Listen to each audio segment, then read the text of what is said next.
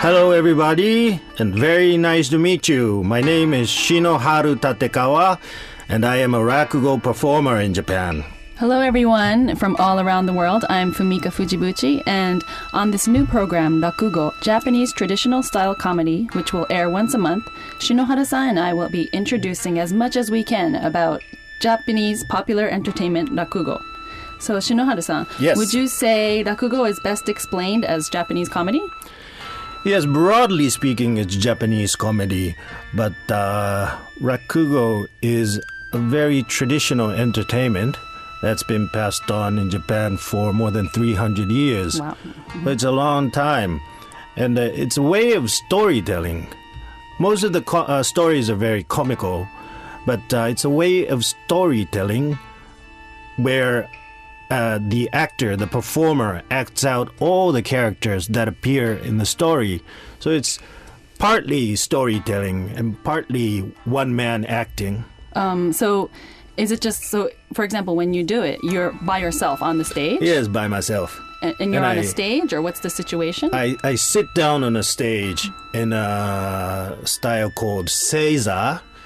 Seiza. It may be difficult. So that's How should I explain this? Seiza. Seiza, so like when you're folding your legs, you're sitting down folded, your legs folded, and Yes, your yes. body straight up. Yes, yes. Popular Japanese styles of, Yes. of sitting. So if you've seen a tea ceremony, they sit in seiza position. Oh, I see a lot of people often like looking like it hurts too, though. It hurts. Yes. After about 30 minutes, it really hurts. But you're okay?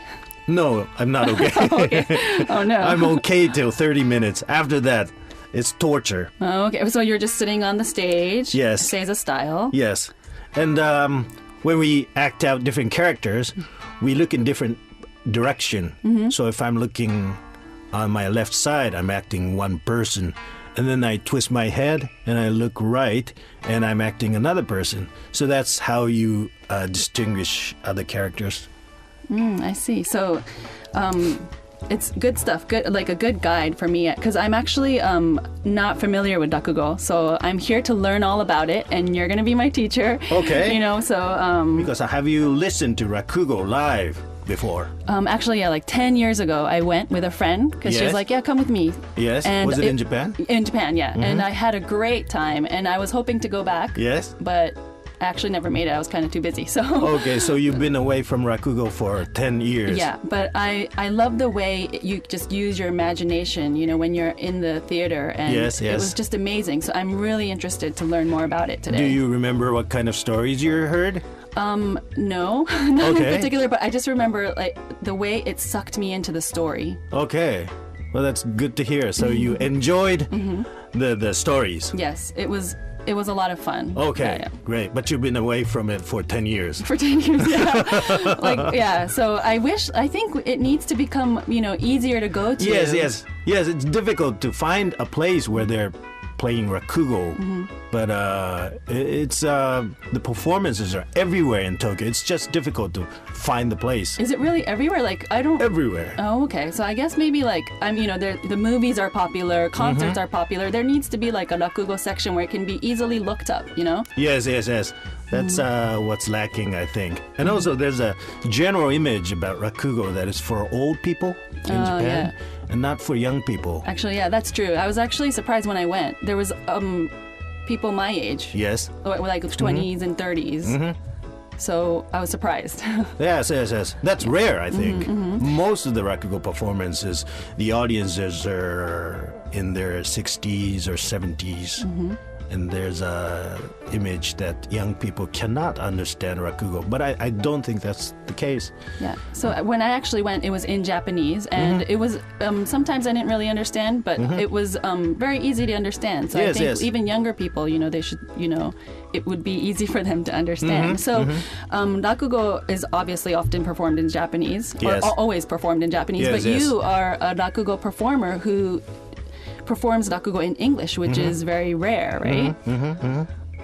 So, and you perform Rakugo, so you not only perform Rakugo in Japan for the foreigners, or even just Japanese people, you are invited overseas to perform rakugo too? Yes, so far the only two countries I've been are Singapore and Poland to perform. But rakugo. so, wow, there's a demand for rakugo in Singapore? Yes, especially Poland. I was surprised because Poland, Japanese language is very popular. Many people learn Japanese.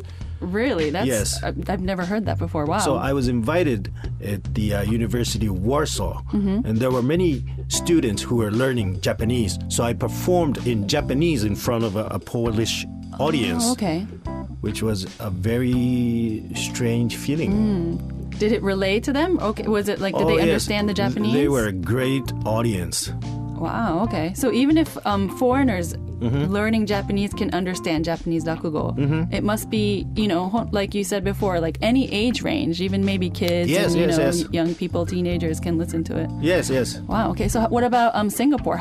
Do you go often, or there's a demand there too? Yes, I go twice every year to Singapore. Okay, there's a very big demand. Yes, I think I've been there maybe 8 or 9 times, and the reaction is always very nice.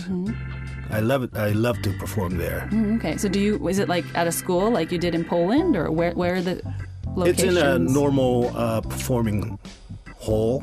Oh, okay, so it's like a rakugo performance just for... Yes. Okay. And also I do it in libraries in front of little kids or in schools as well. Oh, wow. Yes. And that's English rakugo, not Japanese, right? That's English, yes. Oh, okay, so the Poland, and when you went to Poland, you did it in Japanese, yes. But then in Singapore, it's always in English? Oh, okay, so it's... performing rakugo in English is rare. So is that why you're the one that always is invited back? There are some other performers who perform in English. Oh, okay. And I think they go to many countries as well. Maybe there are about 10 people who perform in English among the 800 rakugo performers. Wow, 800 altogether? Does that sound a lot or That's few? a lot. That sounds like a lot. Like there's the really popular ones that are on TV. Yes. But 800, you're 800. kidding. Yes. So it's very difficult to name maybe 5 rakugo performers in Japan, right? For people who are just watching TV. Yeah. People who live in Japan can't even name that many, but to think that there's 800. So there must be levels then. Yes. There are 3 levels of rakugo performers. We start out as zenza, which is like an apprentice. We go through a zenza training period, and then we become futatsume, which is an independent rakugo performer. And then we move on to shin-uchi, which is a master class performer who can have his own apprentice. So I'm in the middle. So you're still climbing the ladder to get to the very top. Yes. Oh, okay, wow. I actually, don't test me because I'm not going to remember all these words. But so there's those levels, and you're one amongst the 800 people. Yes. But one amongst the 10 that speak English. Probably, so, yes. Yeah, wow, that's amazing.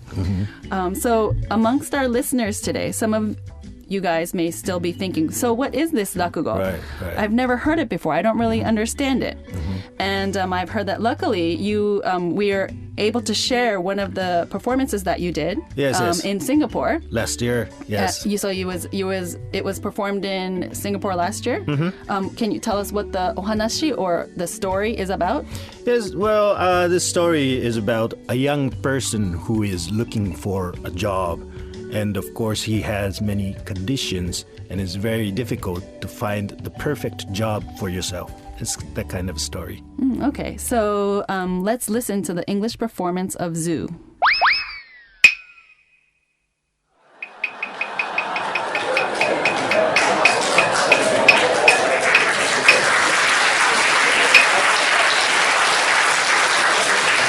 so I think you're ready for the rakugo.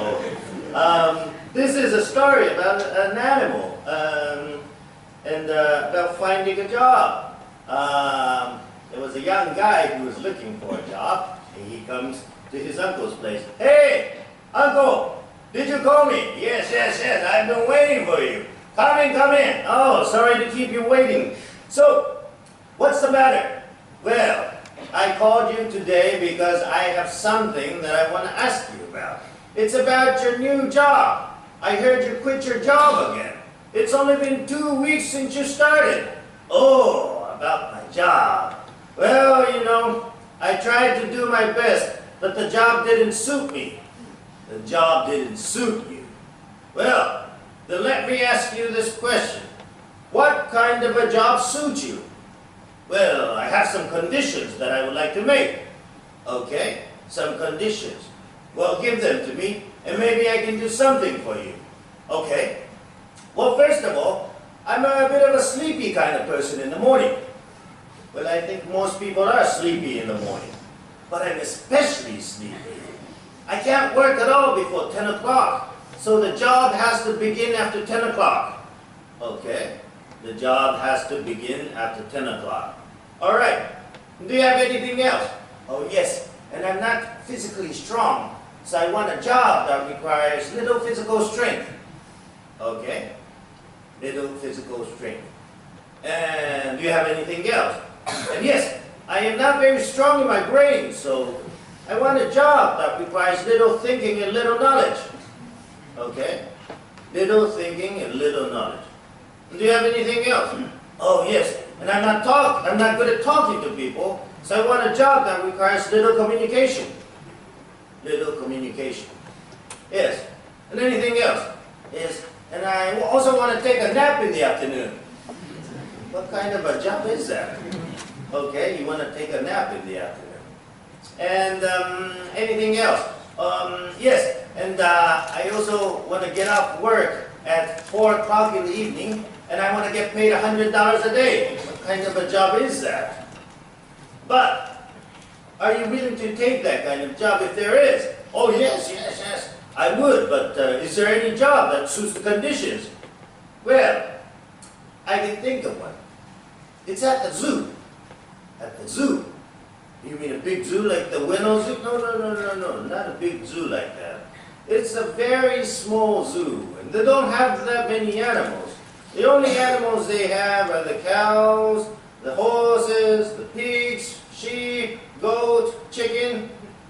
Sounds more like a farm than a zoo. Well, it's a very small zoo, and they don't have many animals. But the most popular animal was the tiger. But unfortunately, it died a while ago. But they haven't announced it yet because it will upset all the customers who are coming. Instead, they came up with an idea. They decided to skin the tiger so that someone can wear the tiger's skin and pretend to be the tiger. Wow. What a stupid job that is. Yes, indeed, it's a stupid job. And you know what? It's perfect for you. Hey, Uncle, what are you saying? I just gave you all the conditions. Yes, well, give them to me again, and we'll see. Okay, well, first of all, I'm a bit of a sleepy kind of person in the morning. That's fine. The zoo only opens at 10 o'clock. You can sleep late. Okay? And I'm not very physically strong, so I want a job that requires little physical strength. That's fine. You just have to wear the tiger skin and walk around in the cage. There's not much physical strength involved. Okay? And I'm not very strong in my brain, so I want a job that requires little thinking and little knowledge. That's fine. You just have to pretend to be the tiger. There's not much thinking involved. Okay? And I'm not good at talking to people. Well, you better not. You don't see many tigers talking around. Okay, that's right. And I want to take a nap in the afternoon. That's fine. You can take all the nap you want. And the zoo closes at 4 o'clock, and they're willing to pay you $100. What do you think? Well, that sounds like a good job. But there's one problem. What if someone asks me what my new job is? Should I tell them that I'm the tiger? Oh, never mind. Tell them that you work at a beer company in Singapore or something like that. Anyways, I have a letter written for you, okay? Bring this to the zoo tomorrow morning, early tomorrow morning, okay? And find Mr. Hasegawa. He's the manager of the zoo, and he'll let you know what to do, okay? Well, have patience this time, okay? Okay, well, good luck. Go! And the young guy, next morning, gets up really early, and goes to the zoo. Hello? Hello, I'm looking for Mr. Hasegawa. Is Mr. Hasegawa here? Hello? Yes, I am Hasegawa. What are you looking for? Oh, Mr. Hasegawa, I brought a letter for you. A letter for me. Okay. Well, let's see. Oh! So you must be the tiger! Thank you very much for coming! Hey, he's coming! You see, I was just talking with my staff right now, and they were telling me that there's no one stupid enough to take the upper. There was! Thank you very much for coming! Well, thank you very much. So I guess I'm hired? Yes, of course you are. Oh, let me ask you, do you have any previous experience as a tiger? No. Do I need any? No, you don't have to worry about it. You'll get used to it right away. Okay? Well, then, the zoo should be opening closely, shortly, so let's get you dressed, okay? Can you bring the tiger skin? Yes, over here. Oh, okay. So please put this on. Wow. This must have been a big tiger. Okay, I stick my arms inside and I pull this up. And, oh, there's a zipper here. Okay, and then I cover my head like this. Mr. Hasegawa, how do I look? Well, you look fine, except that tigers don't sit with their arms crossed like that. So what should I do? Well, just go inside the cage and start walking like a tiger. Start walking like a tiger? Like this? No. Tigers don't walk with 2 feet. They walk with 4 feet. No, not like that. Have you never seen a tiger walk? Okay, I'll teach you, okay? Do it like this. When a tiger moves that way, it doesn't go like this. It looks this way first, and then moves its arms like this, okay? When it wants to go into that direction, it doesn't go like that. It moves this way, and then go like that, okay? So it goes 1, 2, 3. 1, 2, 3. 1, 2, 3. 1, 2, 3. Wow, Mr. Hasegawa, you're really good at it. You should be the tiger. No. I'm the manager of this too, so you have to be the tiger yourself, okay? Well, good luck. No. Hey, Mr. Hasegawa, I have some things that I would like to ask you. Okay, well, what would that be? Am I allowed to smoke in the cage? Of course not. You don't see tigers smoking. Okay. How about drinking? No drinking either. And how about food? Do I get any lunch? Oh, of course. We have some lunch prepared for you. Today, we have some live rabbits for you. No. No live animals. Please cook them for me. Okay. We'll cook them for you. And do you have anything else? Oh, and how about the bathroom? What do I do when I want to go to the bathroom? Well, there's a big rock in the cage, right? Hide behind that rock, okay? And then do your stuff, all right? Well, the zoo should be opening soon, so just stay there and pretend to be the tiger, okay? Well, good luck, okay, Mr. Hasegawa. Oh, when I have some questions, then I'll just call you. No. Tigers don't call the manager of the zoo. Just start walking and pretend to be the tiger. Okay, wow. Well, I didn't think that I would be the tiger, but this is exciting. But, I'm starting to feel hungry. Yes, I got up so early in the morning. Oh, look at that. The zoo seems to be open. Look at all of those kids rushing towards the tiger's cage. I guess I'm really popular. Hey, look at that kid. He's got a bread in his hand. Oh, I want that bread. Kid, give me that bread. Give me that bread. Mommy? The tiger's saying, give me that bread. No, that can't be it. Tigers don't eat bread. They only eat meat. Well, but maybe that tiger's a vegetarian. No. There's no vegetarian tiger. Oh, no, he's not going to give it to me. I guess I'll have to scare him.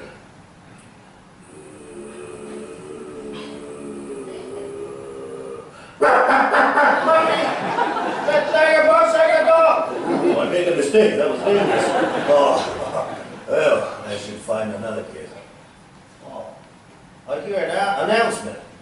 There's a guy with a microphone. What is he going to say? Ladies and gentlemen, thank you very much for coming to our zoo today. There will be a special attraction beginning shortly. Please gather around the tiger's cage. A special attraction? I didn't hear anything about it. Mr. Hasegawa didn't say anything about it. What's going to happen? Oh, he's speaking again. Ladies and gentlemen, thank you very much for coming. Now the show is starting. Please look at the small cage that is moving towards the tiger's cage. Inside that small cage there is the lion. We free the lion into the tiger's cage. There will be a fight between the lion and the tiger. Who will be the winner? Please witness this extraordinary fight.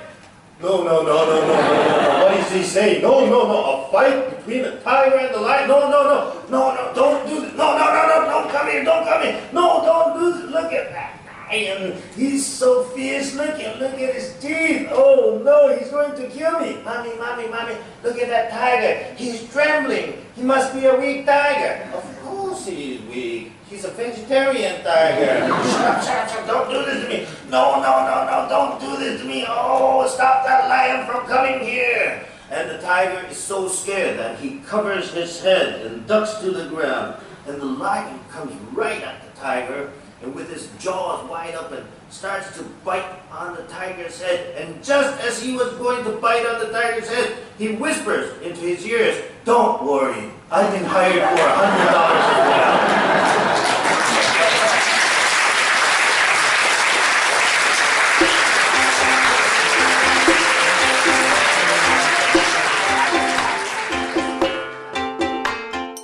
Oh, wow. Thank you, Shinohara-san. That was great. Thank I you. wish I was actually there to enjoy the laugh and, with the rest of the audience. But it's amazing how, I just felt like I was sucked into the story. Like, how do you do that? Like, what's the secret? Like, there's Hasegawa-san, there's the uncle, there's so many different characters, but I felt like I saw each character. That's great.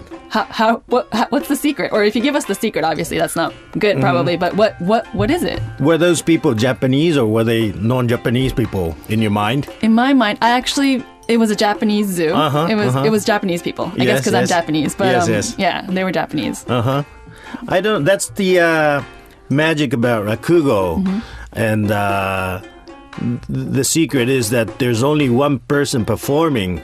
So you can imagine many people. If this is two people performing, they would only be able to show two people, right? One person will be acting person A and another person will be acting person B. So it would be limited to two people. But by being alone, you can act out as many characters as you wish. And we rely heavily on the audience's imagination. So if they're willing to cooperate, then we can show many people. Yeah, that's interesting because you asked me if it was what kind of person it was. But for me, in my mind, it was Japanese, and it was all, a story where it was like you were telling the story. So there wasn't like person A, person B, like you were saying. It wasn't like the visual wasn't there. I had to visualize it and use my imagination and use my thoughts to combine it with your rakugo, performance. So that's the fun part about Rakugo, and that's the fun part about performing in many places, because I tell the same story, but the reaction would be completely different according to the place and according to the age group of the audience, and to adjust myself to the audience is always really exciting part. So you have to actually adjust yourself to the audience too? Yes. So sometimes I would have an audience who are not willing to imagine or may use their imagination. Like I would perform in front of a completely drunken crowd of people, and it's pretty much impossible to perform Rakugo. So I would try to make it as simple as possible to keep their attention. Yes. I see. Oh, wow. Okay. So this story, Zoo, is something you obviously perform in Japanese too, and you've customized it for the English audience, or how is that? How does that work? I made some minor arrangements, but not so much. I mean, the part about tiger beer and things like that, that was for Singapore.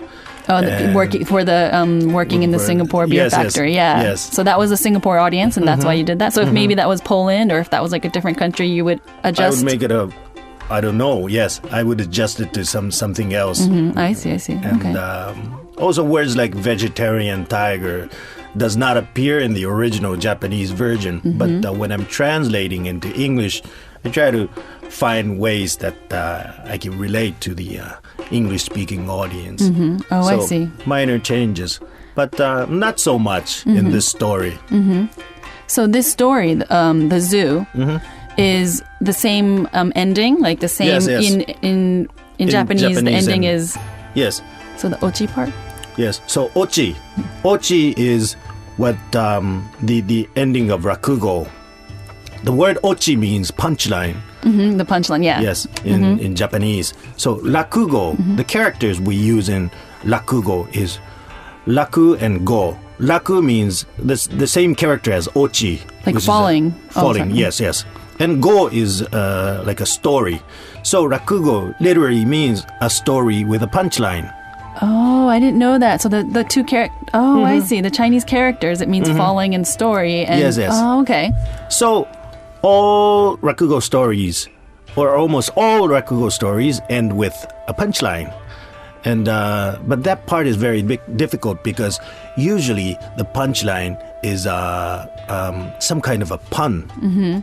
It's very easy to make it a pun and finish the story. But of course, it's impossible to translate the puns into English. So I make arrangements there. But for this story, the punchline is the same.